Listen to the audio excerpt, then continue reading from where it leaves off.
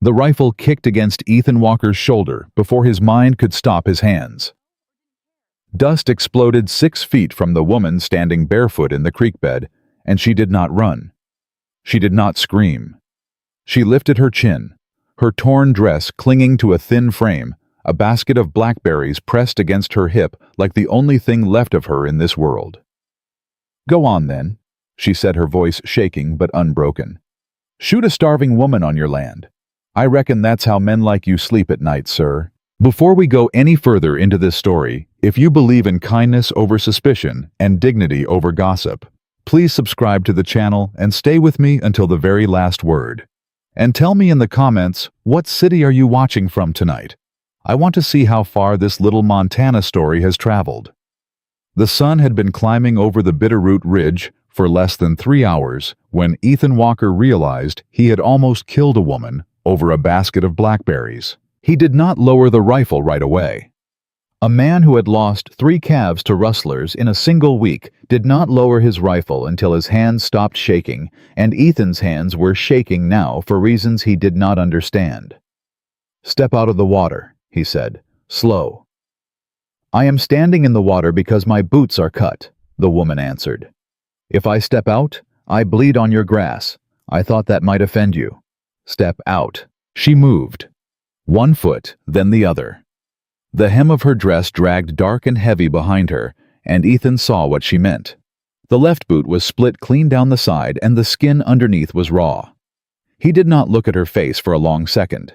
He looked at the boot because looking at the boot was easier than looking at a woman who had told him to shoot her. "Name," he said. "Abigail Reed." "Reed. From Ohio, sir. By way of St. Louis. By way of a stagecoach that broke an axle 2 miles east of here 4 days ago, if you care to know." 4 days. 4 days. "And you ain't eat?" "I have eaten what the Lord put on the bushes, sir. Which is why I am currently standing in your creek with blackberries on my hands, and what you apparently consider a criminal's basket on my arm." Ethan lowered the rifle, not all the way, halfway. "There's been rustlers on this stretch," he said. 3 calves gone since Monday. A man rode through Bannock yesterday, saying he saw 2 riders cutting fence on the north pasture. "Then I imagine those 2 riders are somewhat larger than I am, sir, and somewhat better shod." He did not like that she was quicker than him. He liked even less that she was right. "You talk like a schoolmarm." "That is because I am one." "You're a what?" "A schoolteacher, sir. I was hired by letter by a Mr. Holcomb of the Bannocktown Council to reopen the school that has been closed since last October. I have the letter in my satchel. My satchel is unfortunately under a rock 2 miles east of here with the rest of my possessions because the driver left when the axle broke, and I was told the next coach would come on Tuesday. This is Tuesday. This is Wednesday." She stopped. For the first time, she looked as if something had touched her. Just for a second. Then her chin went back up. "Then I have lost a day somewhere between the creek and your rifle, sir. It happens." Ethan swore quietly under his breath and let the rifle fall the rest of the way. "Ma'am," he began. Miss Reed, I apologize for the shot." "Do you?" "I do." "The shot that hit 6 feet from my head." 6 feet is on purpose, miss. If I had meant you, you would be meant. That is a comfort I will treasure the rest of my short life, sir." He almost laughed. He caught it before it reached his mouth. A man did not laugh at a woman whose boot was bleeding into his creek. "Walker," he said. "Ethan Walker. This is my land. The ranch house is 2 miles south.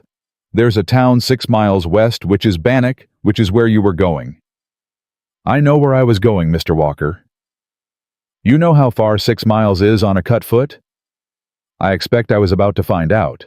A jay screamed out of the cottonwoods above them, and Ethan's horse shifted under him, and somewhere in the timber to the north, far enough that a lesser man might have missed it, a second rifle cracked against the morning. Ethan's head snapped up. Abigail heard it too. He watched her hear it. She did not flinch, but her knuckles went white on the basket handle. "That," she said quietly, "was not you." "No, miss. That was not me." "Rustlers." or somebody who wants me to think rustlers. There is a difference. In this county, Ethan said, there is every difference in the world. He swung down off the horse. His boots hit the grass, and he was closer to her than he had been, and he saw then that she was younger than he had thought, 24 maybe. Her eyes were the color of creek water in shade, and she had a cut on the underside of her jaw that she did not seem to know about. Miss Reed.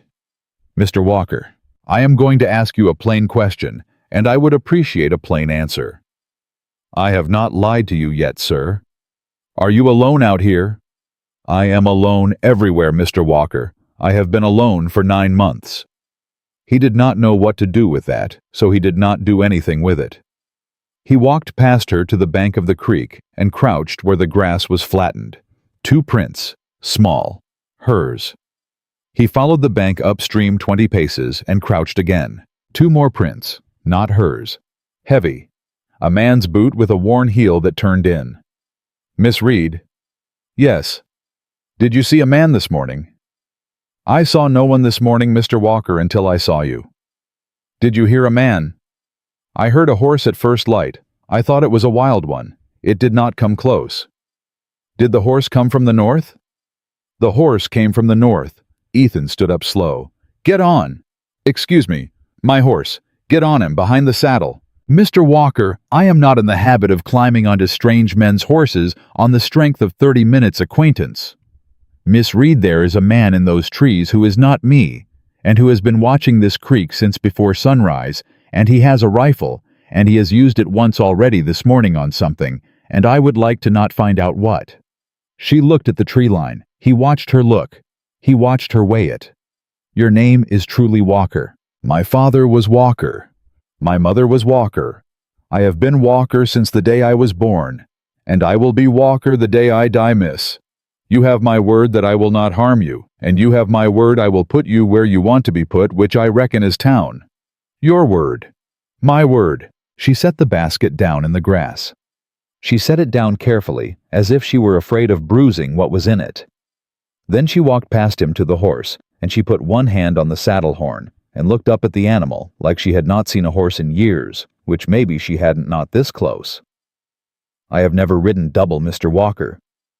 You won't ride double today either, miss. You'll ride the saddle. I'll walk.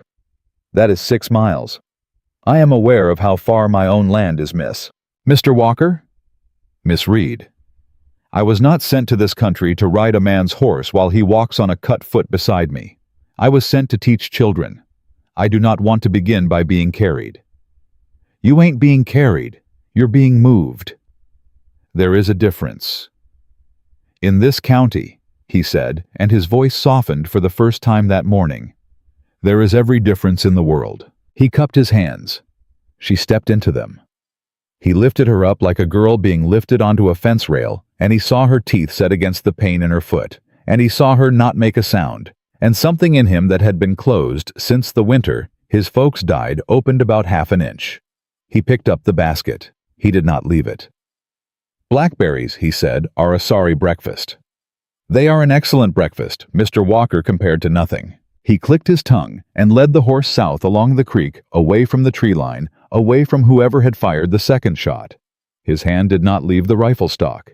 He did not turn his back on the north once. They had gone 1/2 a mile when she spoke again. Mr. Walker? Miss Reed. You truly thought I was stealing from you. I truly did. Do I look like a cattle thief to you?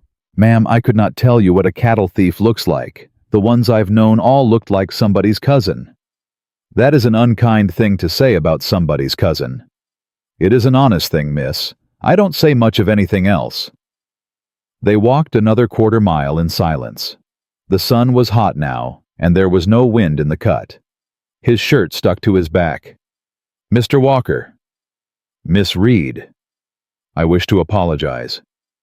He stopped walking. For what? For telling you to shoot me. Miss, I do not in fact wish to be shot. I said it because I was frightened, and I did not wish you to know I was frightened. My father used to say that pride is the last coat you take off and the first coat you put on. I have been putting mine on for a long time. Ethan took his hat off. He did not know why. He put it back on. Miss Reed. I rode down on you with a rifle at a gallop, and I fired a shot into the dirt beside you before I knew your name. I will not be taking an apology from you today. That is a very particular kind of stubbornness, Mr. Walker. It is the Montana kind, miss. She almost smiled. He saw it almost happen. Then she looked away. They came up out of the creek cut onto the flat, and that was when Ethan saw the second thing that made him cold. A calf dead 20 yards out in the grass. Not butchered, not dragged. Shot clean through the neck and left to lie. He stopped the horse. Miss Reed, stay up there. What is it? Stay up there. He walked out to the calf. He crouched. He did not touch it. He looked at the angle of the wound, and he looked back at the tree line, and he worked out the line in his head, and he did not like the answer. Mr. Walker. Hush, miss. Please. She hushed. He stood up. He walked back. His face had gone to the kind of stone a man's face goes to when he has stopped being surprised and started being patient. Miss Reed, he said, that calf was not killed by a rustler. How do you know? A rustler takes the calf, miss. A rustler does not leave $12 of beef in the grass to rot. Then who? Somebody who wants me to believe there is a rustler. Somebody who wants the sheriff riding my fences. Somebody who wants me tired and broke and looking the wrong way. Who would want that, Mr. Walker? He looked up at her on the horse. She was holding the reins like a woman who had read about holding reins in a book, and her face was pale under the dust, and her eyes were steady on his. A man named Boone, he said. Caleb Boone. He has been trying to buy this ranch for 3 years. I have been telling him no for 3 years. He has started telling me no back. Mr. Walker. Miss Reed. The shot I heard at first light that I told you came from the north. Yes. Was it a shot like that one? She nodded toward the calf. It was a shot exactly like that one, miss. Then someone has been in your pasture since before dawn killing your livestock. Yes, miss. And I walked down into your creek about an hour after sunrise. Yes, miss. Mr. Walker. I am no tracker, but it seems to me that if I had come into the creek 1 hour earlier, I would not now be sitting on this horse. Ethan looked at her for a long second. No, miss, you would not. She did not say anything else for a while. They walked on. The ranch came into view, and the ranch was not a large place, and the ranch was not a rich place, but the ranch had standing walls, and a standing barn, and a chimney with smoke coming out of it, and to a woman who had spent 4 days sleeping under a wagon, it must have looked like a cathedral. Ethan did not look at her face because he did not want to see it look like that. A small woman came out onto the porch when they were still 100 yards off.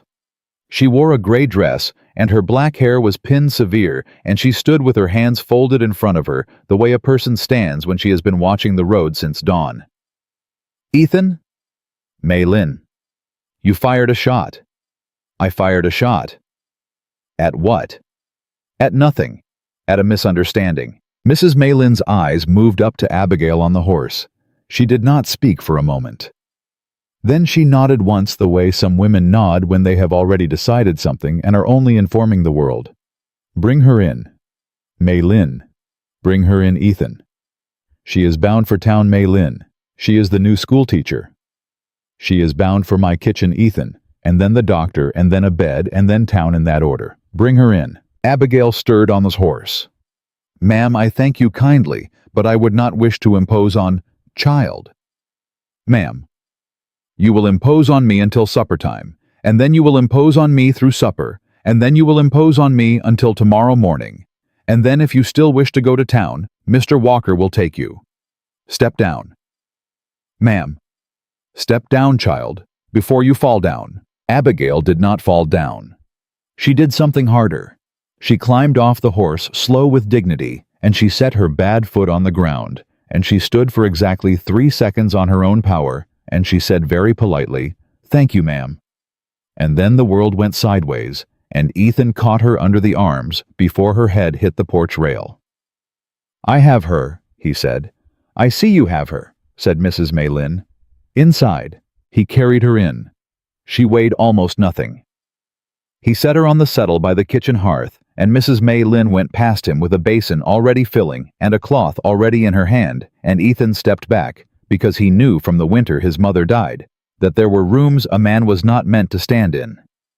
He went out onto the porch. He stood there a long time with the rifle across his knees and his eyes on the north tree line. A rider came up the road at noon, not from the north, from the west, from town. A young man on a gray mare hat pulled low dust on his shoulders. He did not get down. He stopped at the gate and called, "Walker." "Dalton? Boss sent me." "Your boss can send himself. He said to tell you he heard you had trouble with a trespasser this morning." Ethan stood up slow. "Did he? He said to tell you he is very sorry to hear it. He said to tell you Bannock is no place for a woman alone, and that he hopes you did right by her." "You tell Caleb Boone," Ethan said, and his voice was very quiet, "that I hear everything he says. You tell him I hear it the first time. You tell him the next rider he sends onto this ranch at first light will not ride off of it." The young man on the gray mare did not answer. He touched his hat. He turned the horse. He rode back west at a walk slow so that anyone watching from the north tree line would see him go. Ethan watched him the whole way out. Behind him in the kitchen, he heard Mrs. May Lin speaking low and steady in the voice she used for hurt things, and he heard Abigail Reed answer her in a voice that was trying very hard not to cry and was not quite succeeding. He heard Abigail say, "I did not mean to be any trouble to anyone, ma'am." He heard Mrs. May Lin say, "Child, you are the least trouble that has walked through that door in a year." Ethan took off his hat. He turned it in his hands. He looked down the road to where the dust from Dalton's horse was still hanging in the air, and he looked north to the tree line where a dead calf lay in the grass, and he looked west to the town of Bannock, where a man named Caleb Boone was already. He had no doubt telling somebody that the rancher Walker had been seen bringing a woman home at gunpoint. He put the hat back on. "Miss Reed," he said, too quiet for anyone to hear, "I am afraid I have done you a worse turn by finding you than the man in the trees was going to do." And somewhere inside the house, as if in answer, Abigail Reed said clear through the open window, "I thank you for the water, ma'am. I thank you for the bread. I thank you for the kindness. But in the morning, I will be going to town. I did not come all this way to hide in another woman's kitchen." Mrs. May Lin's voice came back dry as August grass. "Child, nobody in this house is hiding. We are waiting. There is a difference." Ethan closed his eyes on the porch. The rifle was heavy across his knees. The sun was very hot, and a mile to the north a crow dropped out of the cottonwoods and began to circle slow over something in the grass that had not yet been buried. Mrs. May Lin came out onto the porch with a cup of black coffee, and she did not hand it to Ethan. She set it on the rail beside him and crossed her arms and waited. "She's asleep," she said. "Good." "She is not good, Ethan." "I know. She has not eaten in 4 days, not properly. She has walked on that foot until the sole of it is one bruise. She has a fever starting in the cut on her jaw, and she does not wish any of us to know." "I know, May Lin."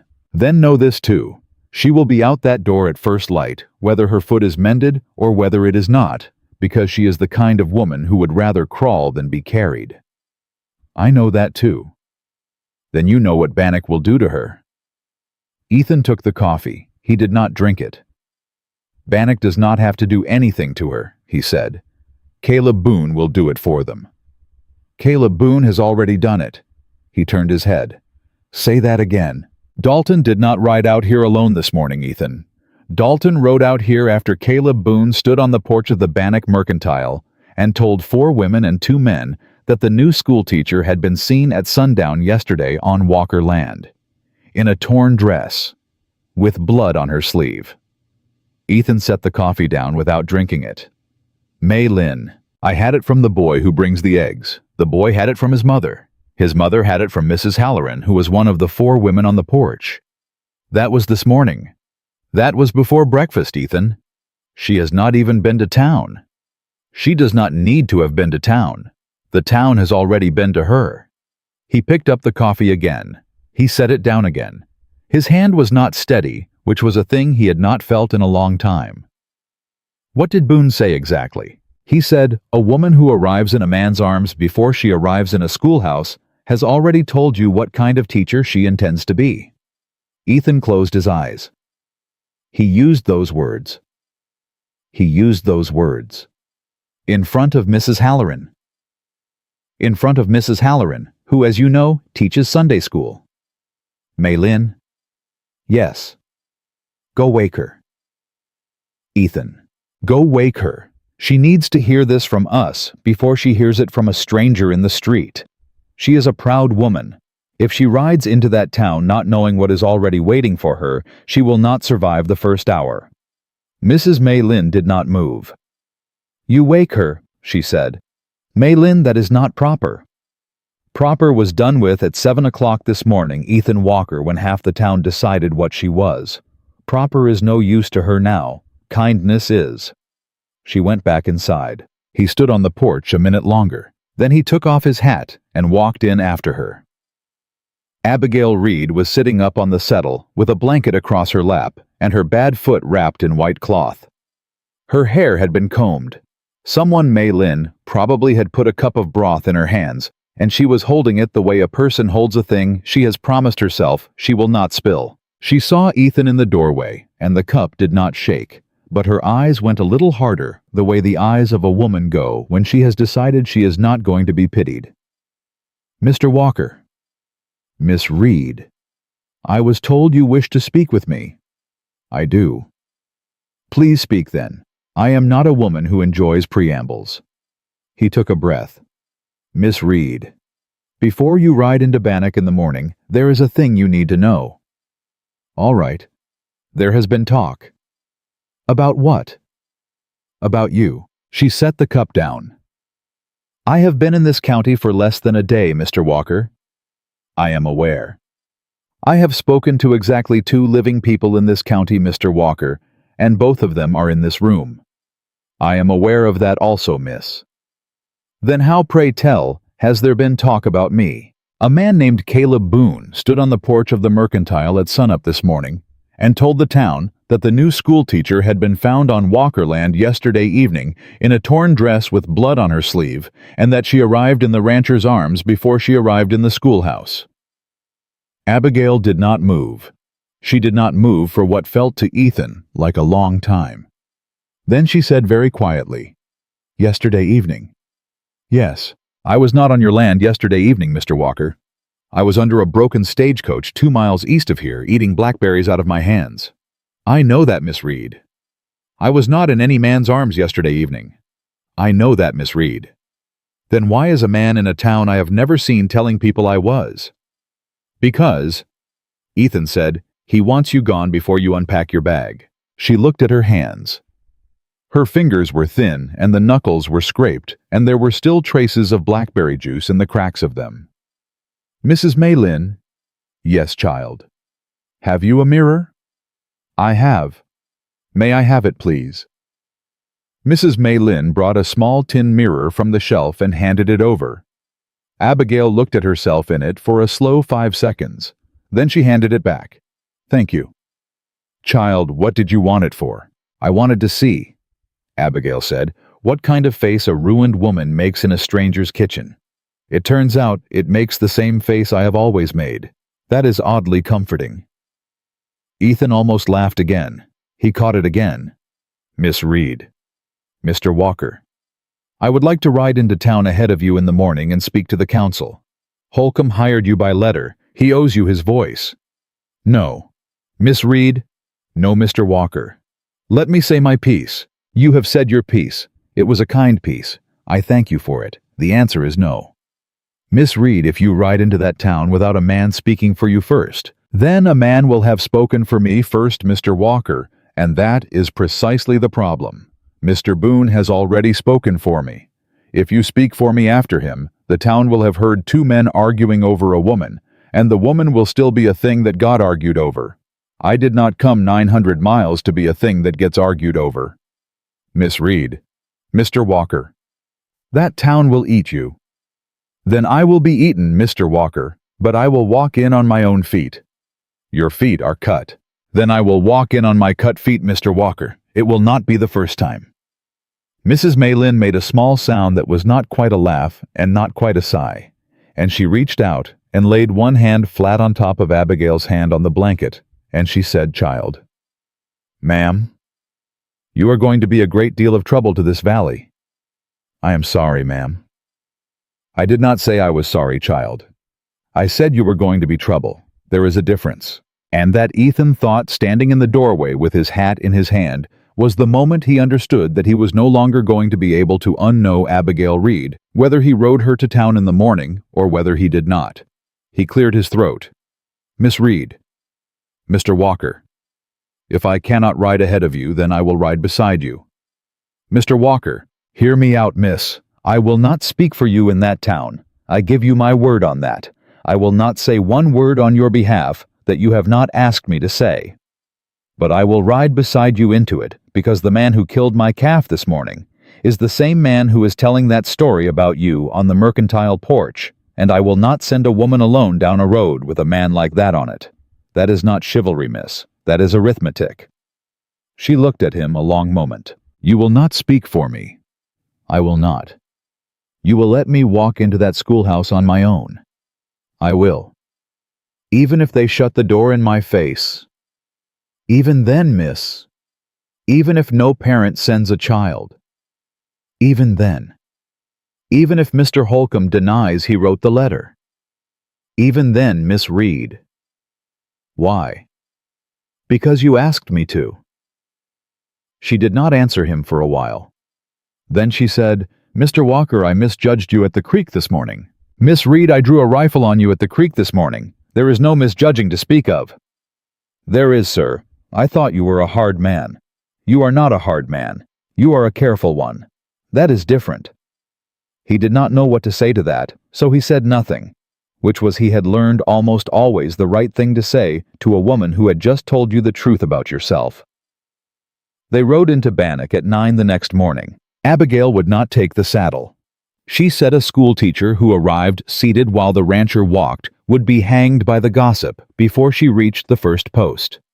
Ethan tried to argue. Mrs. Maylin told him to stop arguing.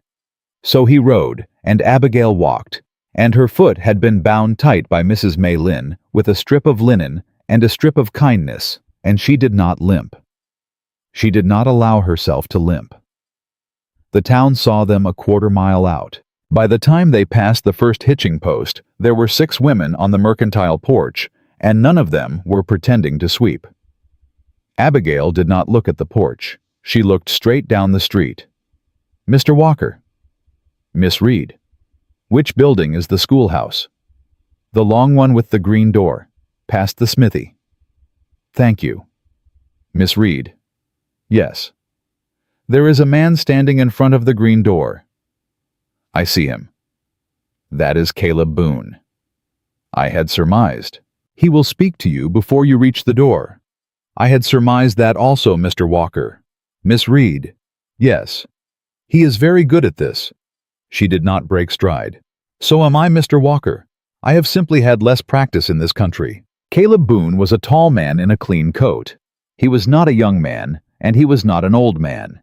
He was the age men are when they have stopped being afraid of anything and have not yet been humbled by it. He stood in front of the green door with his hat in his hand, like a man who had been expecting a guest. "Miss Reed," he said before she had reached him. She stopped 6 feet out. "Sir?" "I am Caleb Boone. I am on the Bannock Town Council. I welcome you to our town." "Thank you, Mr. Boone.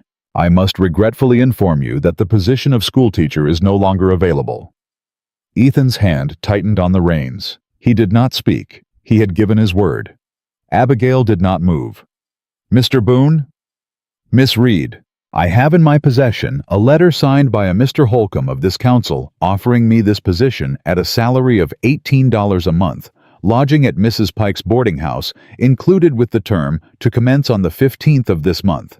This is the 15th of this month. Mr. Holcomb is not presently on the council, miss." "Since when?" "Since Tuesday." "That is convenient." "That is government, miss. Mr. Boone, I have traveled 900 miles on the strength of that letter. Then the council will, of course, reimburse your fare. Mr. Boone, I did not come for a fare. I came for a schoolhouse. The schoolhouse is closed, miss. The schoolhouse, sir, has been closed for 11 months. That is why I was hired, to open it. The council has reconsidered. The council has reconsidered in the last 18 hours, Mr. Boone. The council, said Caleb Boone, and he smiled just a little, has heard certain things about you, miss. There it was. Ethan shifted on the horse and did not speak. He had given his word. He kept it. But the grip of his hand on the reins had gone white. Abigail tilted her head. What things, Mr. Boone? Miss Reed, I do not wish to— What things, Mr. Boone? Say them, in the street, where I may answer them. Miss Reed, there are ladies present. Mr. Boone, I am a lady present. Say the things. For the first time that morning, Caleb Boone's smile bent at the corner. Miss Reed, there is a question of your conduct yesterday evening on Mr. Walker's land. Mr. Boone. Yes, I was not on Mr. Walker's land yesterday evening. I was under a broken stagecoach 2 miles east of here. The driver was a Mr. Samuels. The axle was the left rear. The wheel had a split in the iron band that I could put my finger through. I was on Mr. Walker's land this morning at approximately 7 o'clock, at which time Mr. Walker fired a warning shot 6 feet from my head because he believed I was a cattle thief. I informed him that I was, in fact, a schoolteacher standing in a creek bed with a basket of blackberries. He apologized. I accepted the apology. He offered me the hospitality of his ranch. I accepted that also. I spent the night in the care of Mrs. May Lynn, his housekeeper, in a bed in her own room with the door bolted from the inside by Mrs. May Lynn herself, who I suspect has more virtue in her little finger than this entire council has in its charter. Is there any further question as to my conduct, Mr. Boone, or may I proceed to the schoolhouse door? The porch of the mercantile had gone very quiet. Caleb Boone opened his mouth. Miss Reed. Mr. Boone. The door. The door is locked, miss. Then unlock it. I do not have the key. Who has the key? Mr. Holcomb. The Mr. Holcomb who is no longer on the council. Yes. The Mr. Holcomb who was on the council as of Monday and who hired me in writing and who possesses the key to the building I have been hired to occupy. Yes, miss. Mr. Boone, where is Mr. Holcomb at this moment? Caleb Boone did not answer. Behind Ethan, somewhere on the mercantile porch, one of the women made a small involuntary sound. Mr. Boone! Miss Reed. Where is Mr. Holcomb? Mr. Holcomb, said Caleb Boone very carefully. Left town. When? Yesterday evening. Where did he go? He did not say, miss. Mr. Boone, a man who hired a schoolteacher by letter 900 miles away and who was on the town council as of Monday, left town yesterday evening without saying where he was going and was removed from the council on Tuesday morning by men who then announced to the porch of the mercantile at sunup that the schoolteacher he had hired was a woman of questionable conduct before the schoolteacher had spoken a word to a single soul in this county. Have I recounted the events correctly? Miss Reed, you are upset. Mr. Boone, I am not upset. I am clear. There is a difference. And behind Ethan, a voice he did not know. A woman's voice from the porch said low, but perfectly audible. Well, I'll be. Caleb Boone heard it too. His jaw worked. Miss Reed, this is neither the time nor the— Mr. Boone.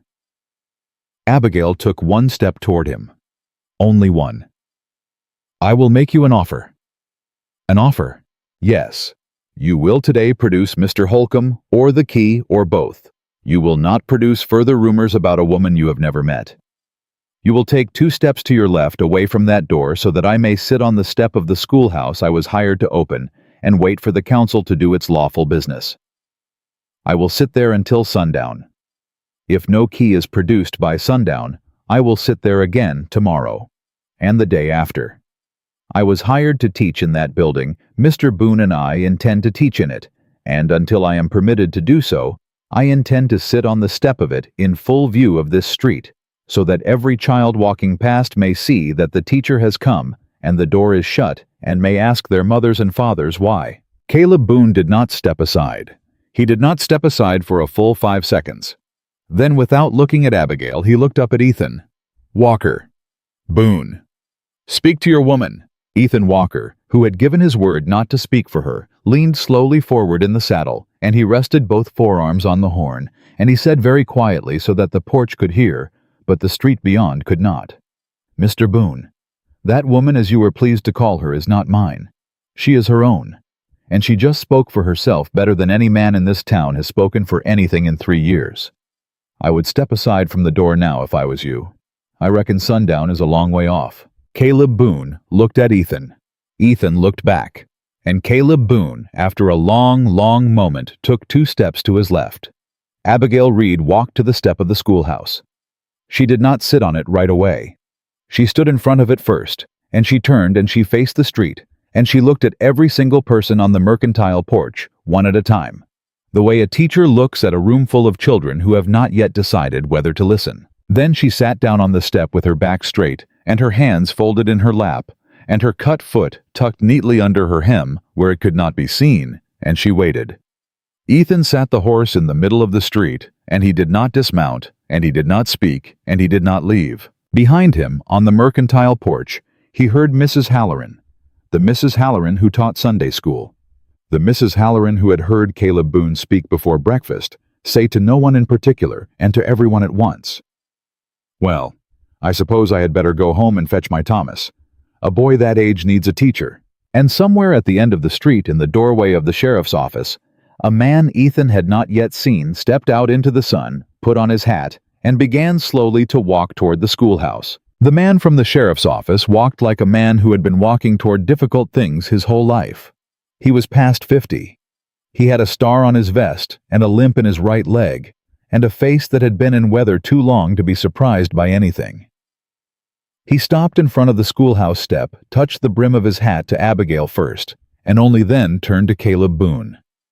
"Caleb." "Sheriff? What's the trouble?" "No trouble, Sheriff. A misunderstanding about a key." "A key? To the schoolhouse?" The sheriff looked at the schoolhouse door. He looked at Abigail sitting on the step. He looked at Ethan on the horse. He looked back at Caleb Boone. "Caleb?" "Yes." "Where is Holcomb?" "He left town, Sheriff." "When?" "Yesterday evening." "In what?" "Excuse me." "In what, Caleb? A wagon, a horse, on foot. In what did he leave?"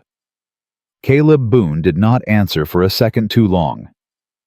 "I did not see him depart." "No," said the sheriff quietly. "I expect you did not." He turned to Abigail. "Miss."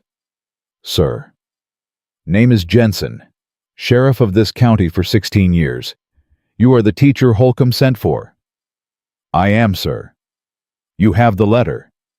"I had the letter, sir. It is at present under a rock 2 miles east of here with the rest of my possessions." "Under a rock?" "The stagecoach broke an axle, sir, and the driver departed, and I secured my belongings as best I could." Sheriff Jensen looked at her for a long, slow second. His mouth did not move, but something behind his eyes did. "Miss Reed." "Sir?" "I will send a man for your possessions before noon. I will also ride east and find me a stagecoach driver named Samuels, because a driver who leaves a woman alone on a broken axle in this county owes this county a few answers." "Thank you, sir." "And Miss Reed." "Sir, I knew a Daniel Holcomb for 22 years. Daniel Holcomb did not leave a town without saying where he was going. Not once in 22 years. Not to buy a hat." A silence came down over the porch of the mercantile. Mrs. Halloran's hand went to her mouth. Caleb Boone said carefully, "Sheriff, I do not care for your tone." "Caleb, I was not speaking to you." "Sheriff, Caleb, step away from that step." "I am not on the step. Step further away from it. Down the street. To the mercantile, Caleb. You have business at the mercantile." Caleb Boone did not move. Then he did. He did not look at Abigail. He did not look at Ethan. He walked down the street with his coat very clean and his back very straight, and every woman on the mercantile porch watched him the whole way, and not one of them spoke. Sheriff Jensen waited until the porch door closed behind him. Then he turned back to Abigail. "Miss Reed." "Sir, I do not have the key." "I know, sir. I will have the blacksmith open that door inside the hour." "Thank you, sir." "And Miss Reed." "Sir." "Welcome to Bannock." He touched his hat, turned, and walked back down the street at the same unhurried limp he had come by. Abigail did not weep. She did not smile. She sat on the step, with her hands folded and her back straight, and only Ethan, because he was watching very carefully, saw her shoulders come down half an inch. The blacksmith, a heavy man named Orrin Teague, came up the street with a ring of picks inside the hour as promised, and he did not speak more than 4 words to anyone, and 2 of those were "ma'am" and "morning." He had the schoolhouse door open in 6 minutes. Abigail stood up. Her bad foot took her weight and did not betray her. She walked past Orrin Teague and stopped in the doorway of the schoolhouse she had not yet entered, and she stood there a long moment with her hand on the frame. Ethan, still on the horse in the street, heard her say something very quiet that was not meant for him. "Oh." Just that. "Oh." The way a person says it who has walked 900 miles toward a thing and has found the thing waiting. Then she turned. She came back to the step. She looked up at Ethan. "Mr. Walker?" "Miss Reed." "I believe I no longer require an escort." "No, miss, I reckon you do not." "You will go home." "I will." "Mr. Walker?" "Miss Reed, I will not forget this morning." "Miss, I rode beside you, that is all." "Mr. Walker, you rode beside me in a town that had already decided against me, and you did not speak a word I did not ask for.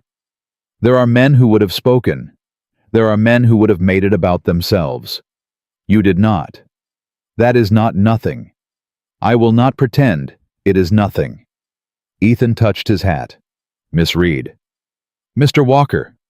He rode out of Bannock at a walk. He did not look back until he was past the smithy, and when he did look back, he saw Abigail Reed standing in the doorway of the schoolhouse with her sleeves pushed up, already sweeping the step with a broom that Orrin Teague had handed her without a word. He rode all the way home with a feeling in his chest he did not know the name of. Mrs. May Lynn was on the porch when he came up the road. She had not moved since morning, it seemed to him. She watched him dismount. She watched him loop the reins. She watched him come up the steps. Well, she is in the schoolhouse, May Lynn. Praise be. Jensen came. Praise be twice. Boone walked off his own porch. Praise be 3 times Ethan Walker, but do not say it as though the war is won. The war is not won. The war has only started sending letters. He took off his hat. He sat down heavy on the top step. May Lynn? Yes. Holcomb is dead. I know. You know. I have known since the eggs came this morning, Ethan. A man like Daniel Holcomb does not leave town. A man like Daniel Holcomb is left. There is a difference. Jensen knows it too. Jensen has known it longer than you or I, Ethan. Jensen is simply a man who must prove a thing before he may say it. Ethan rubbed his face with both hands. May Lynn. Yes, I drew a rifle on her yesterday. I know, Ethan. I nearly shot her. I know, Ethan. Over blackberries. Ethan. Yes. Go wash, go eat, go mend the west fence. There is nothing in this kitchen that you can fix by sitting on that step punishing yourself for a thing the Lord did not let happen. He went. The week that followed was a strange, tight humming week. Abigail Reed slept in the narrow room above the boarding house of Mrs. Lillian Pike, because Mrs. Pike, who had heard the whole story of the schoolhouse step by supper time on Tuesday, had walked across the street on Wednesday morning and knocked on the schoolhouse door and said, Miss Reed, I have a room with a window, and I have a lock on the door, and I have a kettle, and if you stay anywhere else in this town, I will take it as a personal insult. And Abigail had said, Mrs. Pike, I can pay you $4 a month. And Mrs. Pike had said, Miss Reed, I did not ask what you could pay. On Wednesday afternoon, Mrs. Halloran brought her Thomas. On Thursday morning, 2 more mothers brought 3 more children. By Friday afternoon, there were 9 children in the schoolhouse sitting on benches that Orrin Teague had dragged over from the back of his smithy without being asked, and Abigail Reed was teaching them the alphabet off a board she had scrubbed clean with lye, and her voice, which had been sharp in the creek and sharper in the street, was with children the softest thing in the town. Ethan did not come in. He rode past twice a day. He did not come in. He had given his word. He kept it. But on Saturday evening, when he was riding home past the schoolhouse at dusk, and he saw Abigail on the step alone with a stack of slates across her knees, washing each one with a rag and a pan of water, he stopped the horse. She looked up. "Mr. Walker." "Miss Reed." "You have ridden past me 5 times this week." "I have." "You have not come in." "I have not." "Why?" "Because I gave you my word I would not speak for you." "Mr. Walker, the speaking is done. The door is open." "Miss Reed, my word was not for a day. My word was for as long as you need it to be." She looked at him a long moment. Then she set the slate she was washing down on the step. "Mr. Walker." "Miss Reed, will you come in tomorrow Sunday after service and mend the roof of this schoolhouse, because the roof leaks, and Orrin Teague has offered twice, and I will not ask Orrin Teague a 3rd time, because that man has already given me 2 benches and a broom, and I do not know how to repay him. I will mend the roof, miss. You will be paid in coffee and in bread. I will accept the coffee and the bread." "And Mr. Walker." "Yes?" "You may speak for yourself in my schoolhouse any time you please. The word you gave was about speaking for me. You never gave a word about speaking for you." He did not answer her. He touched his hat. He rode on, and a woman on the boarding house porch, who had been watching the entire exchange, a woman named Mrs. Lillian Pike, said later that night to her cat, "Well, that is a man who has been hit by a train and has not yet noticed the train." Sunday, he mended the roof. Monday, the first threat came. It came folded, tucked under the schoolhouse door, before sunrise, written in a hand that was plain but educated. Abigail read it standing at her desk with the children not yet arrived. She read it once. She folded it. She put it in the drawer of the desk. She taught school for 7 hours. At the end of the day, she walked across the street to Mrs. Pike's, and she ate supper, and she did not tell Mrs. Pike. She did not tell Sheriff Jensen. She did not tell Ethan. She wrote in a small book that night in pencil 3 lines. Then she blew out the candle. Tuesday, the second threat came. It came through the window. A rock wrapped in paper thrown before dawn. The glass held. The paper said in the same hand, "A teacher who has no family has no one to claim her body." Abigail swept up the small crack of broken window dust with the same broom Orrin Teague had given her. She did not replace the pane. She taught school for 7 hours.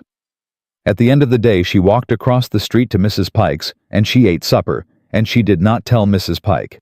She did not tell Sheriff Jensen. She did not tell Ethan. She wrote 4 lines that night in her small book. Then she blew out the candle. Wednesday, the third thing came. The third thing was not a threat. The third thing was a child. A girl of 9 with braids and a thin dress and no shoes, standing in the doorway of the schoolhouse at the end of the day when the other children had gone. Her name was Sally Doyle. Her father worked a claim 6 miles out. Her mother had died in the winter. Abigail had been teaching her for 3 days. "Miss, Sally. Miss, my pa says I cannot come to school no more." Abigail set her chalk down. "Why, Sally?" "Because a man come to our place last night, miss, and told my pa that girls what learn to read bring trouble on their houses, and my pa is afraid of trouble, miss, because we has only the 1 cabin, and we has only the 1 stove, and my pa said he is sorry, miss, but I cannot come no more." Abigail did not speak for a moment. "Sally. Miss, what did the man look like?" "He were tall, miss. He had a clean coat." "Did he give a name?" "He said his name were Mr. Boone, miss."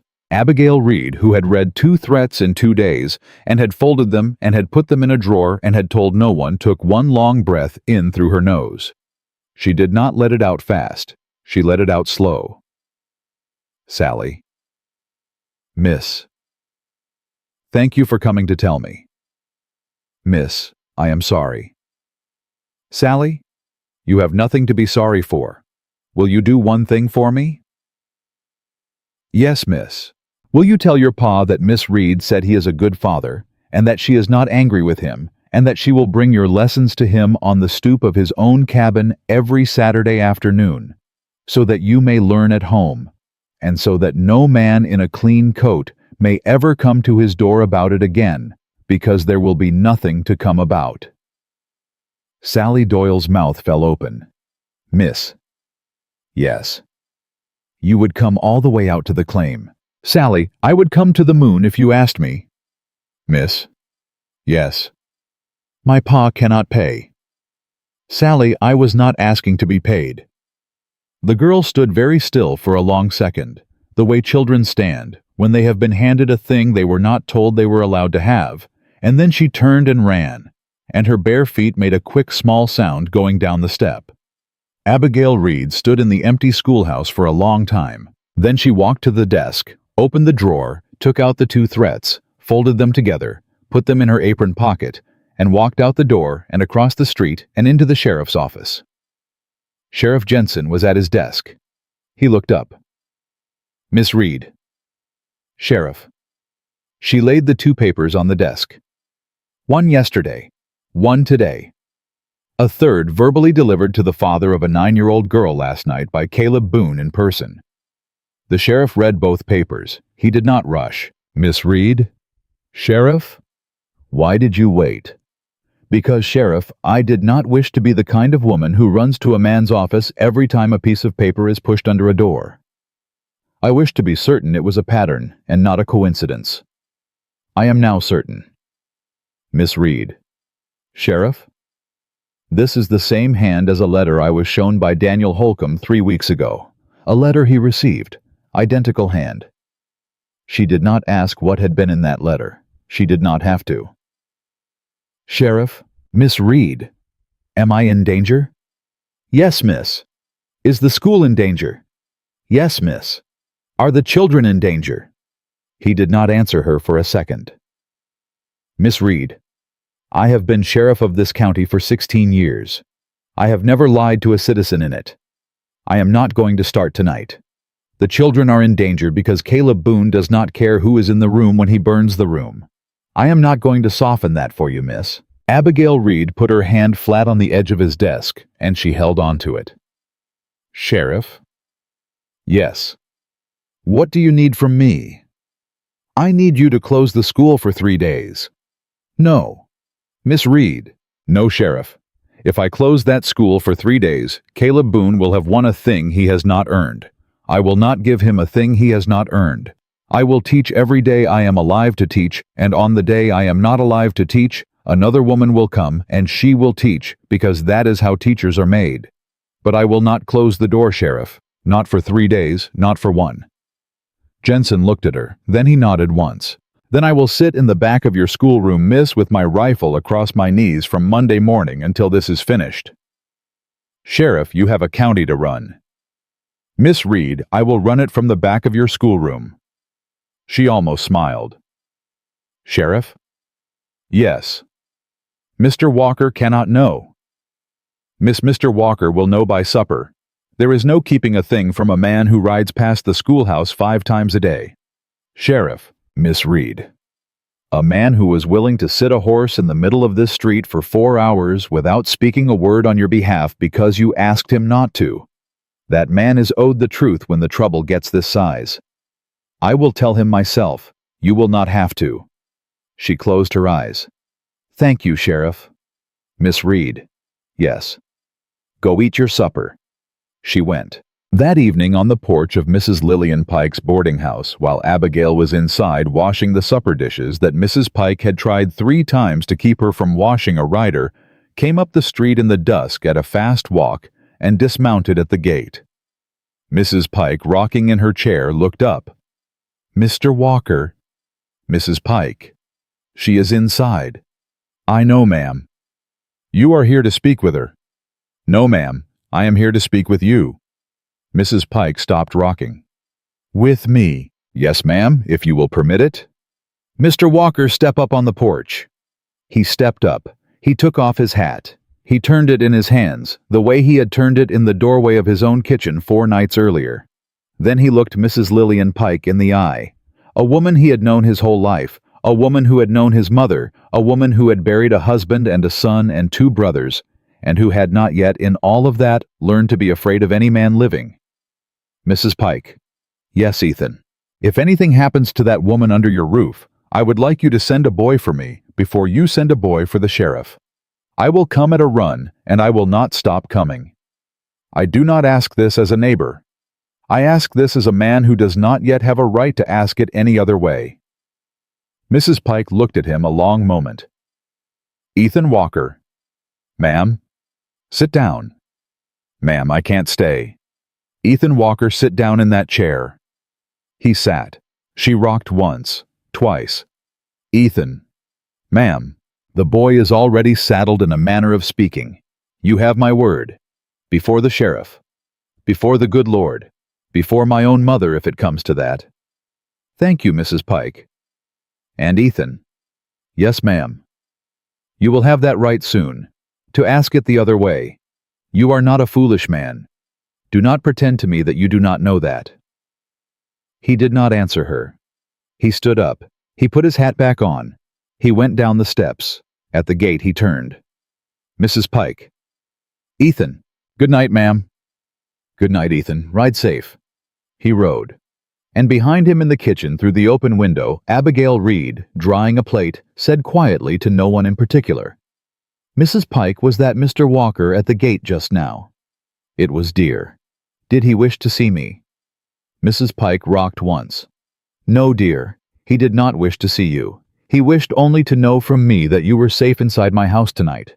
And having been told that you were, he has gone home to his supper. Abigail Reed set the plate down very carefully on the sideboard, and she did not pick up the next one for a long moment, and when she did, her hand was not entirely steady. 3 miles outside of town, at a bend in the road, where the cottonwoods came down close, a man in a clean coat sat his horse in the dark and watched the dust of Ethan Walker's ride home settle on the road. Beside him another rider, younger, thinner, spoke low. Well. He went to the boarding house. He went to the boarding house.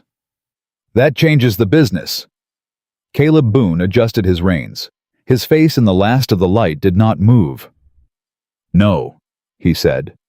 That does not change the business. That makes the business easier. A man who has put his hand on a thing has told you where to strike him. Send the second man in tonight. Not to the school, to the boarding house. I want a lamp knocked over before sunrise. A lamp?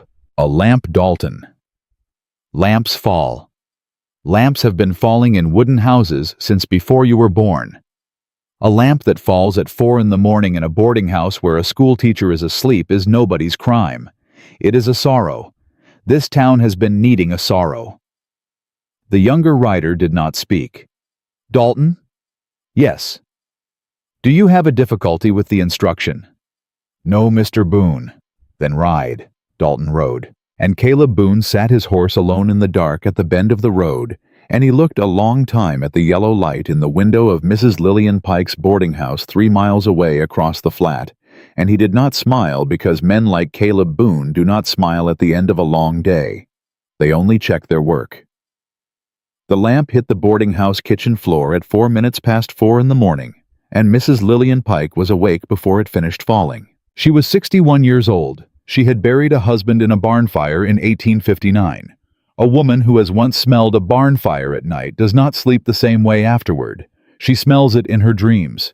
She was out of her bed with her shawl around her shoulders and a cast-iron skillet in her hand before her feet were in her slippers. Abigail. Ma'am. Abigail, read out of that bed now with your dress in your hand and no questions. Mrs. Pike. Now, child. Abigail came out of her room with her dress over her nightgown and her boots in her hand, and she saw Mrs. Pike at the top of the stairs, with a skillet raised and smoke already pushing up the stairwell in a slow, thick finger, and she did not ask a second question. Downstairs. The front door, ma'am. The back. They will be waiting at the front. Who? The back child. They went down the back stairs in the dark. Mrs. Pike first, skillet raised. Abigail behind, one hand on the rail and one hand on the back of Mrs. Pike's shawl. The kitchen was already yellow. Not with flame yet, with the light that comes before flame.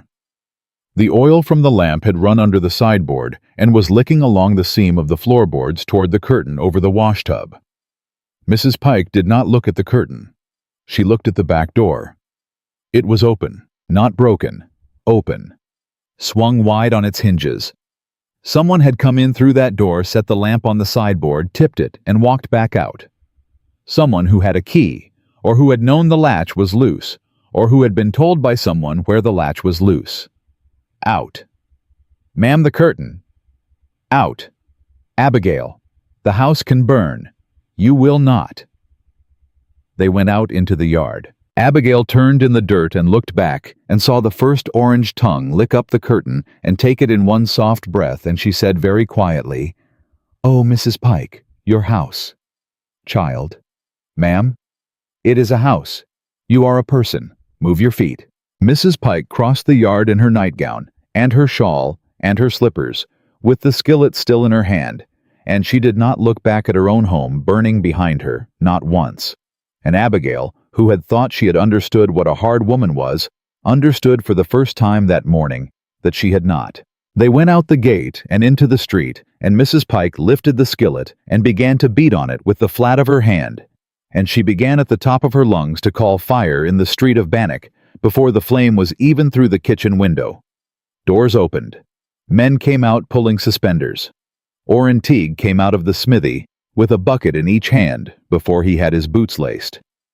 Sheriff Jensen came out of his office with his coat in his teeth and a rifle in his hands. And a quarter-mile south on the ranch road, Ethan Walker, who had not been sleeping because he had not slept well a night, in a week sat up on his elbow at the sound of a skillet clanging 1.5 miles away across the flat, and he was out of bed and in the saddle in under 2 minutes. He rode into Bannock with the coat unbuttoned over his nightshirt and a pistol in his belt, and Mrs. Maylin behind him on a second horse, because Mrs. Maylin had heard the skillet too, and Mrs. Maylin was not a woman who was going to be left at a ranch when a schoolteacher she had bandaged was somewhere in a burning town. The boarding house was half gone by the time they reached the street. Ethan's eyes found one thing in the crowd, only one thing, and once he had found it, nothing else in the street existed. Abigail Reed, in a dress over a nightgown, barefoot, standing beside Mrs. Pike in the middle of the road, holding Mrs. Pike's skillet for her alive. He came off the horse before it had stopped. "Miss Reed." "Mr. Walker, you are not harmed." "I am not harmed." "Mrs. Pike." "Ethan Walker, I am standing in my own street in my own nightgown. I am many things at present, but I am not harmed." "Where?" "The back door was open when we came down, Ethan. Open, not broken." Ethan's head came up. "Open. Open. With what latch?" "With my latch, Ethan, the back latch, which has not been loose a day in 16 years. Sheriff Jensen came up beside them with his coat still half on. "Lillian." "Sheriff." "Back door. Open, Jensen, open, not forced." "Who has a key?" "I have a key. My cousin in Deer Lodge has a key. That is the list." "How long has it been, that list?" 16 years. Jensen closed his eyes for 1 second. "Only one." "Lillian." "Yes." "Who did you give a key to in the last 2 weeks?" Mrs. Pike did not answer. "Lillian." "Jensen." "Who?" "I gave a spare," she said, and her voice was flat as a barnboard, "to a man on the town council on Monday of last week, because he came to my door and said the council required for insurance purposes a spare key to every boarding house in the town, so that in the event of a fire, the council might secure the premises against looters." "Lillian." "I know, Jensen."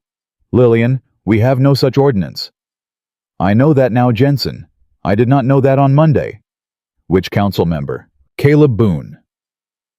The street went quiet around them in a circle that spread outward, like a stone dropped in water. Orrin Teague, standing with a bucket in each hand at the edge of the crowd, set the buckets down very slowly. Jensen did not move for a second. Then he turned to the deputy standing behind him, a young man named Pete, and he said very calmly, "Pete." "Yes, Sheriff." "You will ride to Caleb Boone's house. You will not knock. You will find him. You will bring him to my office. If he is not at his house, you will ride to the stable, and you will check whether his horse is there. If his horse is not there, you will ride north, because north is the way he runs, and you will ride until you find him, and you will bring him back. You will not speak to him. You will bring him." "Yes, Sheriff." Pete went. Jensen turned back to Mrs. Pike. "Lillian." "Yes. I am going to need to keep you and Miss Reed in the jailhouse tonight. Both of you, in the front room where the stove is, with a deputy at the door. This is not for any reason, except that it is the only door in this town I am willing to trust at present." "Jensen." "Yes. I would be grateful." She said it like she was ordering bread. Ethan stepped forward. "Sheriff."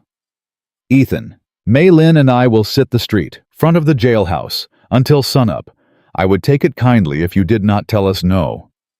"I was not going to tell you no, Ethan." "Sheriff?" "Yes." "You knew." "Ethan, I have suspected. I have not known. Tonight I know." "Sheriff?" "Ethan?" "If he runs." "Ethan Walker, you listen to me. If he runs, he is mine, not yours, mine. You have done right every step of this week. You have kept your word to this woman. You have sat a horse in a street and not spoken a word when a lesser man would have started a war. You will not ruin that now by chasing a coward into a tree line with a pistol in your belt. That is the law's work. Do we understand one another?" Ethan did not answer at first. "Ethan?" "Yes, Sheriff." "Say it." "I understand you, Sheriff." "Good." Abigail Reed, who had not spoken for some minutes, who had been standing with Mrs. Pike's skillet in her hand and her hair down her back and soot on her face, turned then to Ethan. "Mr. Walker." "Miss Reed." "I would like to see the schoolhouse." "Miss, the schoolhouse is across the street. It is not on fire." "Mr. Walker, it is 4 in the morning, and a man with a key to Mrs. Pike's back latch has just tried to kill 2 women in their sleep. I would like to see the schoolhouse with my own eyes, please, before I sit in a jailhouse for the rest of the night believing a thing that might not be true." He did not argue with her. He walked her across the street in her bare feet. The schoolhouse stood. The door was locked. The window was whole. The roof he had mended on Sunday was tight against the sky. She put her hand flat on the door a long moment. Then she turned and walked back to him. "Mr. Walker." "Miss Reed." "Thank you." "Miss." "Thank you for the roof." She walked past him to the jailhouse with Mrs. Pike's skillet in her hand, and she did not look back. Dawn came up red over the bitterroot. Pete came in at 6:15. He came in alone. Jensen at his desk with his coat on and his hat on looked up. "Pete." "Sheriff." "Where is he?" "Gone, Sheriff." "Gone. Horse gone, clothes gone, strongbox gone. Cook at the house says he rode out at 2:30, North Road." "Alone?" "With Dalton." "Then they are not gone," Jensen said. "They are running. There is a difference." He stood up. He buckled his belt. "Pete." "Yes." "Wake 3 men. I want them mounted in 10 minutes. We are going to bring Caleb Boone back to this town before noon, and we are going to do it legally, because a man who runs is a man who has already told the court what he is. Yes, Sheriff?" "And Pete." "Yes." "Send a boy to Ethan Walker at the jailhouse door and tell him Jensen says he is to stay in this town with those 2 women until Jensen comes back. Tell him those words. Jensen says he will understand." "Yes, Sheriff." Jensen rode out at 6:30 with 3 deputies. The town woke up. The town learned by the time it had its coffee that Mrs. Pike's boarding house had burned halfway to the foundation in the night that the back latch had been opened with a key given under false pretense that the key had been given to Caleb Boone and that Caleb Boone had run north before the fire had even cooled. The town thought about that all morning over its coffee. The town thought about Daniel Holcomb too, whom nobody had seen in 9 days. The town thought about a calf shot through the neck and left in the grass. The town thought about a schoolteacher who had sat on a step in the sun for hours without raising her voice.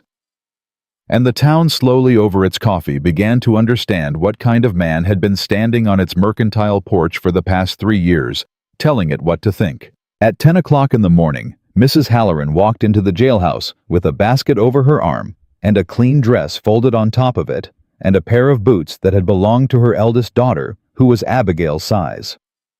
Miss Reed. Mrs. Halloran. Child, the dress may not fit at the shoulder. My Margaret is broader through the shoulder, but the boots will fit and the stockings are new. Mrs. Halloran. Child, do not tell me you cannot accept a dress from me at 10 in the morning when you are sitting in a jailhouse in your nightgown. Pride is a thing for Tuesday. This is Thursday. Put on the dress. Abigail put on the dress. At 11, 3 more women came. They did not speak long. They set things down. A loaf of bread, a jar of preserves, a tin of tea, a sewing kit, a rag rug from somebody's front hall. One of them, a Mrs. Oster, who had not sent her children to the school, stood in the doorway of the jailhouse with her hands folded and said very quietly, Miss Reed, I would like my boys to begin with you on Monday, if you are still teaching on Monday. Mrs. Oster. Yes. I will still be teaching on Monday. Thank you, Miss Reed. She went. At noon, a boy of about 11 came in with a slate under his arm and no mother behind him. Miss? Yes. My ma says I am not to come to school no more. All right.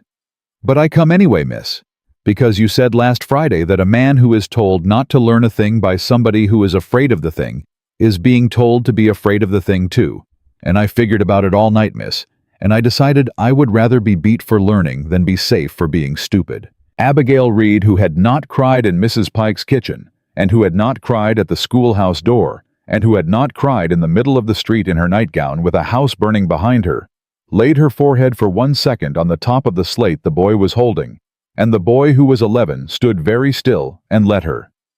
At 1:30, Jensen rode back into Bannock. He came back with 4 riders. Caleb Boone was the 5th. He was not tied.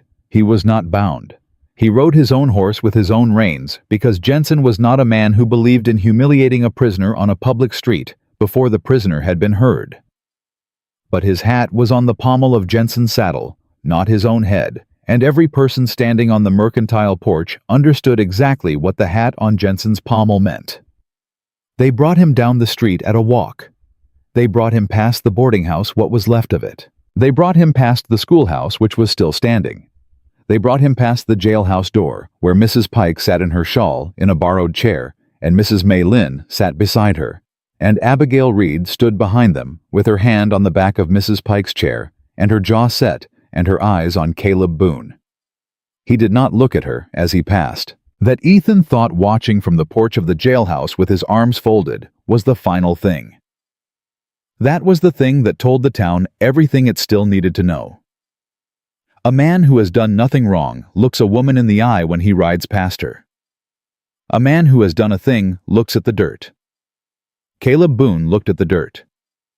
Jensen put him in the back cell. Then Jensen came out onto the porch. Ethan. Sheriff.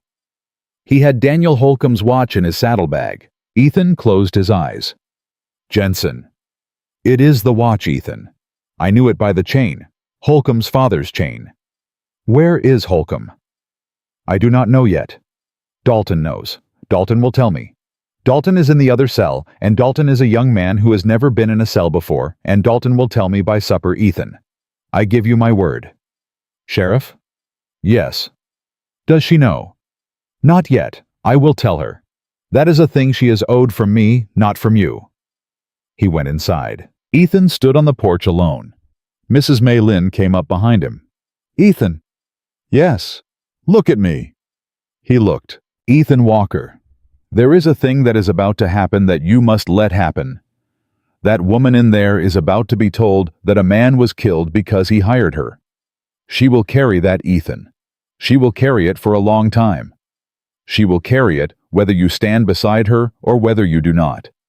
What you must decide right now on this porch is whether you are the man who lets her carry it alone or whether you are the man who carries the other half. Mei Lin: Yes, I am the other man. Ethan: Yes. Then be him. He went inside. Jensen had just finished telling her. Abigail Reed was sitting on a bench against the wall with her hands flat on her knees and her back perfectly straight, and she was not crying. She was not crying in the way a woman does not cry when she has decided that crying is a thing she does not have permission to do in front of a sheriff. Ethan walked past Jensen without speaking to him, and he walked past Mrs. Pike without speaking to her. And he walked to the bench, and he did not sit on it. He crouched down in front of it. He took his hat off. He held it in both hands between his knees. Miss Reed: Mr. Walker, it is not your fault. Mr. Walker: It is not your fault. A man named Caleb Boone killed Daniel Holcomb because Daniel Holcomb had hired a woman who could read and who could write and who could not be frightened, and who was coming here to open a door that Caleb Boone had been keeping shut for his own profit. You did not kill Daniel Holcomb. You did not cause the killing of Daniel Holcomb. You are the reason Daniel Holcomb's killing is about to be known. That is a different ledger, miss, and you will please let me be the one to write it out for you because I have been adding these sums in my head for 3 years, and I know every line. She did not speak for a second. Then she said very small, Mr. Walker. Miss Reed: I did not know him. I know you did not, miss. I wrote to him 6 times. He wrote to me 7. The last letter he wrote me said, Miss Reed Bannack is waiting for you. Please do not be afraid of the quiet of the country. The country is only quiet because it has not yet heard you. Ethan did not speak for a moment. Miss Reed? Yes. Daniel Holcomb was right. Mr. Walker: The country is only quiet because it has not yet heard you. She covered her face with both hands. She did not weep loud. She wept the way a proud woman weeps, which is almost silently with the whole body once, and then done. And Ethan Walker, who had never in his life known what to do when a woman wept, did this once the only thing he had. He reached up. He took her right hand down from her face. He held it in both of his. He did not kiss it. He did not squeeze it. He held it on the bench in a jailhouse in front of a sheriff and a widow and a housekeeper from China, and he said nothing at all because nothing at all was what she needed from him. Mrs. Mei Lin in the doorway turned and went quietly out onto the porch, and Mrs. Pike a minute later got up and followed her and Jensen. A minute after that, cleared his throat once, and walked into his own back room and shut the door, because Jensen, whatever else he was a man who knew when a room did not require a sheriff in it. When Abigail had her hand back and her face back and her breath back, she said, Mr. Walker. Miss Reed. On Monday I will teach. Yes, miss. On Monday I will teach in that schoolhouse with the door open, and I will teach every child in this county who wishes to learn, and I will teach them that Daniel Holcomb is the reason they know the alphabet, because Daniel Holcomb was a man who hired a teacher by letter across 900 miles, and who was killed for it, and who will not be forgotten in this schoolhouse while I am standing in it. Yes, Miss Reed. And Mr. Walker. Yes, I would be grateful if you came to the first hour on Monday and stood in the back of the room while I told the children that. Because I believe I may not be able to say it without help, and I do not wish the children to see me not say it, and I believe that if you are in the back of the room, I will be able to say it. Miss Reed. Yes. I will be there. Thank you. She stood up. She straightened the dress Mrs. Halloran had brought her. She touched her hair once. She walked past him to the door of the jailhouse, and she stepped out onto the porch, and Mrs. Pike rose from her chair, and Mrs. Mei Lin rose from hers, and Abigail Reed said to the two of them in a voice that was steady, Ladies, I would like to walk to the schoolhouse, please, together. The 3 of them walked.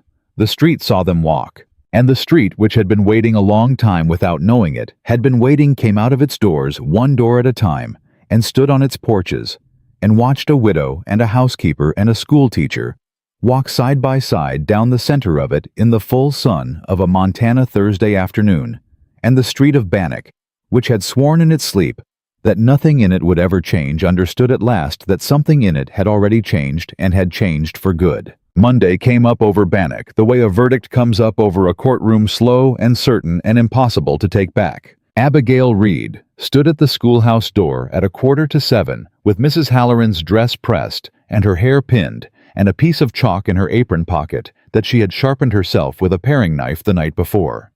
She had not slept much. She had slept some. Mrs. May Lynn, who had moved into the jailhouse front room for the weekend and had refused to be moved out of it, had made her eat a whole bowl of oatmeal at 6 o'clock and had said, "Child, you will not teach children on an empty stomach. The children will smell it on you and they will know." Ethan Walker rode up at 10 minutes to 7 and dismounted at the schoolhouse hitching post without a word. "Mr. Walker, Miss Reed, you came. I said I would. I know you did." "Miss, yes. I am going to stand in the back of that room this morning, and I am going to stand in the back of it every morning this week, and I am going to stand in it every morning next week, and I am going to stand in it until I am satisfied that no man in this county will ever again believe that frightening a schoolteacher is a thing he will be permitted to do without answering for it. And after that, Miss Reed, if you will permit, I am going to stand in the back of it anyway, because I have discovered in the past 9 days that I like the sound of you teaching." She did not answer him for a second. "Mr. Walker." "Yes." "Go inside. Sit in the back. Do not say a word unless I ask you to. The children are coming." "Yes, miss." He went in. He sat on the last bench. He took off his hat. The children came. They came in 2s and 3s at first. The Halloran boy with his lunch tin, and Mrs. Oster's 2 boys with their slates, and Sally Doyle in shoes that did not fit her, and the Hanson twins, and a girl named Ruth that nobody had seen in the town square in 4 months because her mother had been ill. They came in at first in the small, uncertain way that children come into rooms where they have been told they might not be welcome, with their eyes on the floor and their hands around their slates. Then at 5 minutes past 7, the door opened wider and 9 more children came in behind them. 9. Abigail counted. She counted twice. She counted because she did not for one long second believe it. Behind the 9 children came 4 mothers. Not to bring the children in and leave, to stay. To sit in the back on the floor against the wall in their Monday dresses with their hands folded in their laps. Mrs. Halloran, Mrs. Oster. A thin woman Abigail did not yet know by name. Mrs. Pike in her only remaining dress because the rest had burned. Abigail Reed at the front of the room did not speak for a moment. Then she said very clearly, "Good morning, children." "Good morning, Miss Reed." "Good morning, ladies." "Good morning, Miss Reed." "Good morning, Mr. Walker." "Good morning, Miss Reed." "Before we begin our lessons today, I would like to tell you about a man named Daniel Holcomb." And she told them. She told them steady. She told them plain. She told them that there had once been a man in this town who believed that a child who could read was worth more than a calf, and worth more than a claim, and worth more than a clean coat, and that for this belief, a man in a clean coat had killed him, and that because a man in a clean coat had killed him, this schoolhouse was open on a Monday in July, and they were sitting in it, and so was she, and so was her friend in the back, and so were their mothers, and so in his way was Daniel Holcomb, because the alphabet they were about to learn was his, and they would carry it for him the rest of their lives, whether they ever said his name out loud again, or whether they did not. The 9-year-old Sally Doyle in her shoes that did not fit raised her hand. "Miss." "Yes, Sally." "Will we say his name out loud, miss?" "Sometimes." "Yes, Sally, we will." "Then I will, miss. I will say it every day." Abigail Reed turned to the board because Abigail Reed did not wish at that moment to be seen by a room of 20 children, and she wrote the letter A on it, large in chalk. She had sharpened herself the night before, and she said in a voice that did not break, "We will begin, please, with the letter A." Ethan Walker in the back did not move for the entire first hour. The trial was held in Helena in September. Jensen rode Abigail out to it himself, along with Mrs. Pike and Mrs. May Lynn and Mrs. Halloran and the boy of about 11 with the slate whose name was Samuel, and who had asked in a small voice whether he could please come because he had never seen a courthouse and would like to. Dalton had told Jensen in the end where Daniel Holcomb's body was. It was in a creek bed 10 miles north of the ranch. Dalton had not killed him. Dalton had held the horses. Caleb Boone had killed him with his own hand on the evening of the Tuesday before Abigail had stepped out of the stagecoach for the same reason Caleb Boone had done every other thing in his life, which was that a man had told him no. Dalton testified. Dalton was 19 years old. Dalton wept on the stand, not for Daniel Holcomb, but for his mother who was in the courtroom, and who did not weep back. Abigail testified. She did not weep. She spoke for 31 minutes. She spoke about a letter she had received in Ohio in April. She spoke about a broken axle. She spoke about a creek and a basket and a warning shot. She spoke about a backlatch. She spoke about a lamp. She did not once raise her voice. Ethan Walker testified. He spoke for 4 minutes. He said 3 things. He said that Caleb Boone had offered to buy his ranch on 11 separate occasions over 3 years. He said that a calf of his had been shot through the neck and left in the grass on the morning Miss Reed had come into his creek. He said that he had on the Saturday before the fire stood on the porch of Mrs. Lillian Pike's boarding house and asked Mrs. Pike to send a boy for him before she sent a boy for the sheriff if anything happened to Miss Reed, because he had believed even then that something was going to happen, and he had not been able to prove it, and he had not been able to stop it, and he had come to the trial because he did not ever wish to be the kind of man who could not prove a thing again. The jury was out 18 minutes. Caleb Boone was hanged in Helena on the second Friday of October. Abigail Reed was not there. She was in Bannock teaching the letter M. The winter came in hard that year. A cow froze standing up on the Walker Ranch in the middle of November. Mrs. May Lynn made soup every day for a week, and Ethan came in with his hands cracked and his face red from wind. And on a Thursday evening in the first week of December, after he had eaten his soup and stacked his bowl and was standing by the stove warming his hands, Mrs. May Lynn said without looking at him, "Ethan Walker." "Yes." "It has been 5 months." "I know it has. Since the creek." "I know, May Lynn. You have ridden past that schoolhouse every morning of those 5 months." "I know." "You have sat in the back of that classroom for the first hour of every Monday since September." "I know." "You have fixed the roof twice. It needed it twice. You have driven her out to the Doyle claim every Saturday afternoon since August, so that she may teach Sally on her father's stoop, and you have sat on the wagon the whole time, because you will not go inside another man's cabin uninvited, and you have come home with your neck sunburned from August and cold from December, and you have not, in 5 months, asked that woman one single question that matters." Ethan Walker turned his hands over the stove. "May Lynn." "Yes, I did not wish to rush her." "Ethan." "Yes. You are not rushing her. You are keeping her waiting. There is a difference." He did not answer. She did not say it again. She did not have to. He rode into Bannock on a Saturday morning in the second week of December, and he did not ride past the schoolhouse. He tied the horse in front of it. He walked up the step. He knocked on the door that had been locked once and that now was never locked at all, because Abigail Reed had said after Helena that a schoolhouse with a lock on it was a schoolhouse that had forgotten what it was for. She opened the door herself. "Mr. Walker." "Miss Reed." "It is Saturday." "I know it is. You do not come on Saturdays." "I know I do not." "Are the children?" "The children are fine, miss. May I come in?" "Come in." He came in. He did not sit on the back bench. He walked to the front of the room. He stopped 3 feet from her desk. He took his hat off.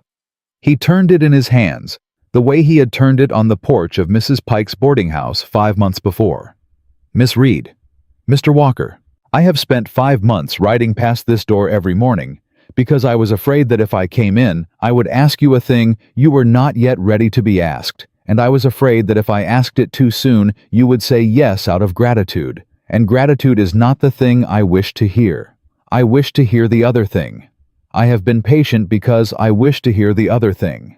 I am now standing in front of you, because I have come to believe, miss, that waiting any longer is no longer patience. Mrs. May Lin has informed me that it is now in her opinion cowardice. Mrs. May Lin is almost always correct about these matters, so I am standing in your schoolhouse on a Saturday morning with my hat in my hand to ask you a question."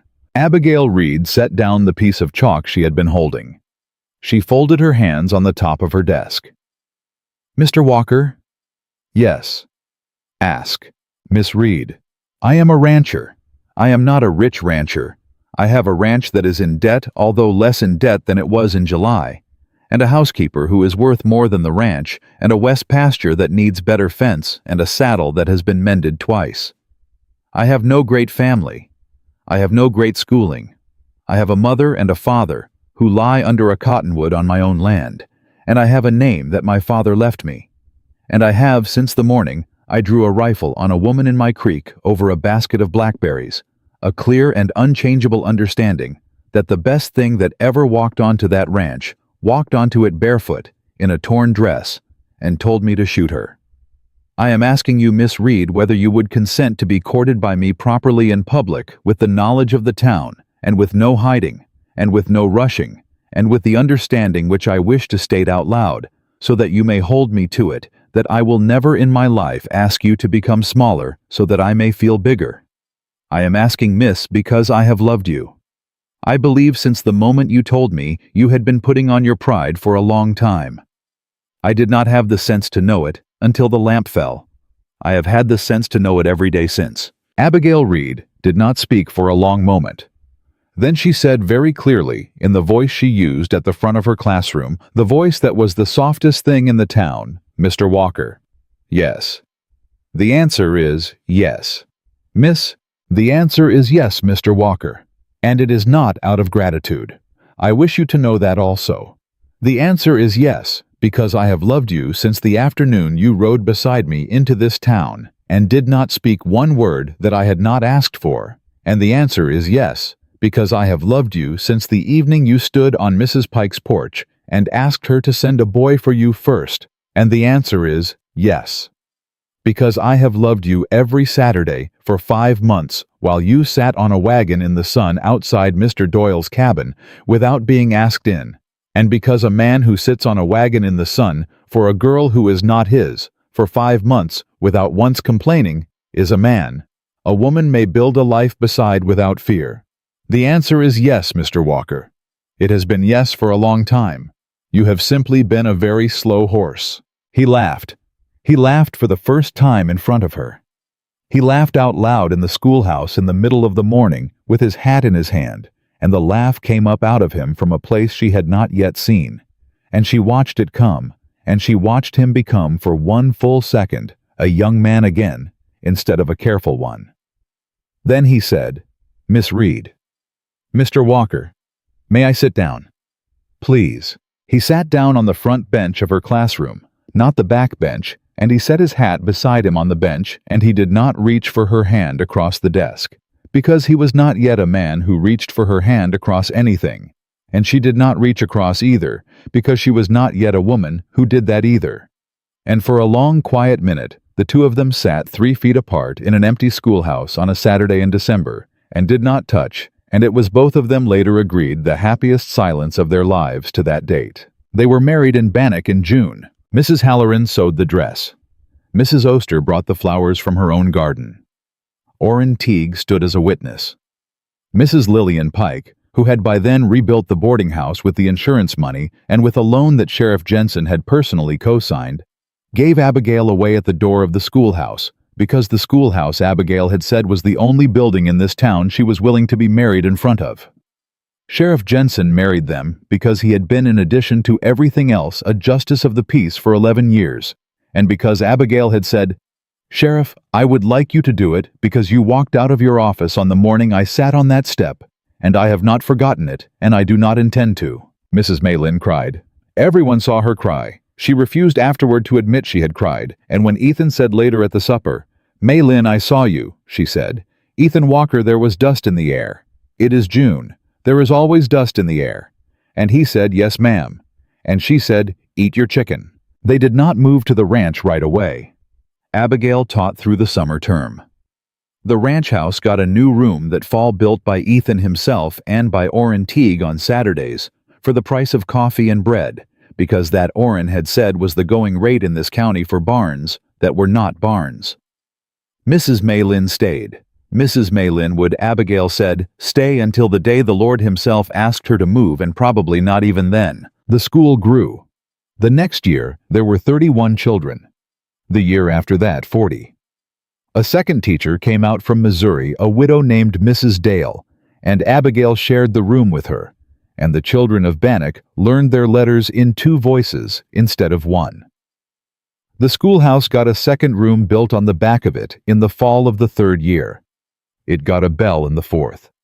It got a garden tended by the children themselves in the 5th. And every year, on the 2nd Monday of September, on the anniversary of the day the trial had ended, in Helena Abigail Reed Walker stood at the front of her classroom and told a new roomful of children about a man named Daniel Holcomb, whom none of them had met, and who had hired her by letter 900 miles away, and who had been killed for it, and whose name they would now carry whether they ever said it out loud or whether they did not. Sally Doyle became a teacher herself.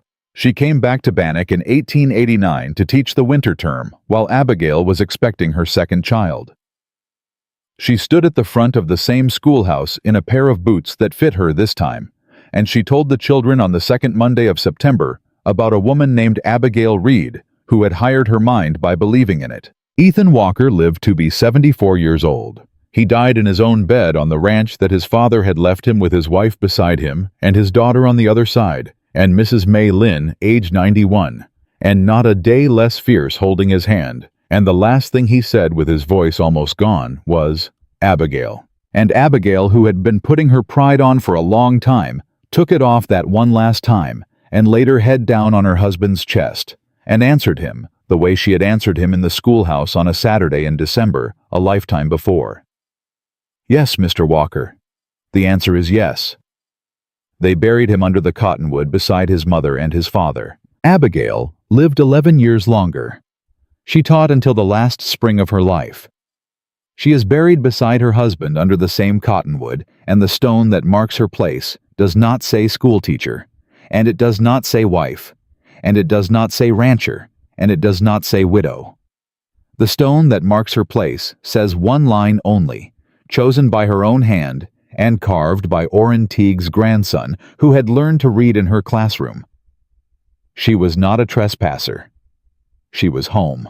And that in the town of Bannock, Montana, in the long summer of 1878, and in every summer that followed, is how a woman who arrived as a stranger with blackberries on her hands and blood on her sleeve became the reason an entire valley remembered, for as long as any of them lived, to remember that a community becomes great on the day it chooses compassion over suspicion, and that a door which is kept open by one brave teacher is a door that cannot ever by any man in any clean coat be shut again.